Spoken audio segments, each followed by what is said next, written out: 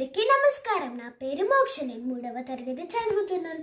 ఇవాళ నేను చెప్పబోయే కథ పేరు సంచిలో ఏనుగు. అనగనగా ఒక రాజు ఉన్నాడంట. ఆ రాజు పేరు శ్రీకృష్ణదేవరాయలు. ఆ శ్రీకృష్ణదేవరాయల్లో ఒక సభ ఉంటుందంట. ఆ సభ పేరు భువన విజయం. ఆ భువన విజయంలో 8 మంది కవులు ఉన్నారు. ఆ 8 మంది కవుల్లో తెనాలి రామలింగడు అని ఒక వాడు ఉన్నాడంట. ఆ వాడు రాజాకి ఆలస్యంగా వచ్చావు అని అంటే, రాజా, నా చిన్న కొడుకుని బుజ్జగించి రావడానికి చాలా ఆలస్యమైంది అని చెప్పాడు.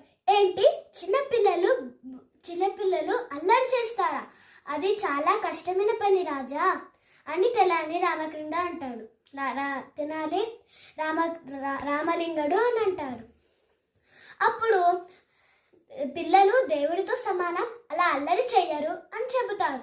అప్పుడు శ్రీకృష్ణదేవరాయలు కాదు, చిన్నపిల్లలని బుజ్జగించడం చాలా కష్టం, అది అడుగుతాడు ఇది అడుగుతారు, తిట్టినా కొట్టినా వినిపించుకోరు. అప్పుడు నేను రాజుగారు దీనికి ఒప్పుకోను. అవునా రాజా? రాజుగారు దీనికి ఒప్పుకోడు. అప్పుడు అవునా రాజా, మీరు కొద్దిసేపు తండ్రిలా నటించండి, నేనేమో కొడుకులాగా నటిస్తాను అని శ్రీకృష్ణదేవరాయలు అంటారు. అప్పుడు సరే అని రాజుగారు గిట ఒప్పుకుంటాడు. అప్పుడు ఫస్ట్ తెనాలి రామలింగడు నాకు జిలేబీలు కావాలని గోల చేస్తారు. అప్పుడు తెనాలి రామలింగడు, ఓ ఇంతేనా, పక్కనే ఉన్నాయి తీసుకో అని ఇచ్చాడు. మొత్తం తిన్న తర్వాత అప్పుడు బజారుకి వెళ్దామని మారం చేశారు. అప్పుడు రాయలవారు బజారుకు తీసుకువెళ్తారు.